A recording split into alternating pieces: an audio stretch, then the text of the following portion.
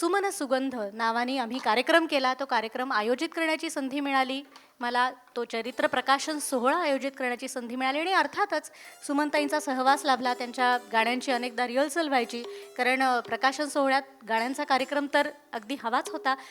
तर ह्या सगळ्यामध्ये झालं असं की ती गाणी इतक्या वेळेला ऐकली गेली की त्यावरून काय सुचलं ते तुम्हाला वाचून दाखवते आणि गाण्याकडे घेऊन जाते. कवितेचं नाव आहे माझ्या सुमन सुगंधी गाव.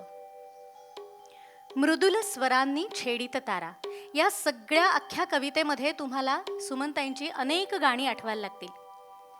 मृदुल स्वरांनी छेडित तारा, केले स्वागत स्वर शब्दांचे. शब्द शब्द तो जपून ठेवत, गाई गोडवे हरिनामाचे.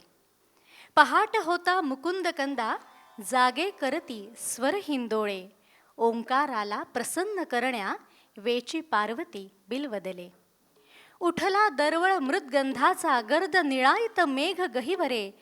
झिम झिम झरल्या श्रावणधारा, मोर उभारे रंग पिसारे. भेटच पहिली दो नयनांची. पहिलीच भेट झाली. भेटच पहिली दो नयनांची, प्रीत अकल्पित मनी जडे. पिवळी पिवळी हळद लागता, नकळत पाऊल कसे अडे. अंगावर आकाश पांघरून, अंगावर आकाश पांघरून, निंबा मागे चंद्र निजे. पूर्व दिशेला रक्त पताका, तांबूस रंगी साज सजे. इतुके सारे भाव फुलोरे, मंजुळ स्वर तो मनी ठसे.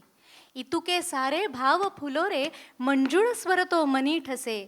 सुमन सुगंधी गाव एक है, रसिक मनिया सदावसे. सुमन सुगंधी गाव एक है, रसिक मनिया सदावसे.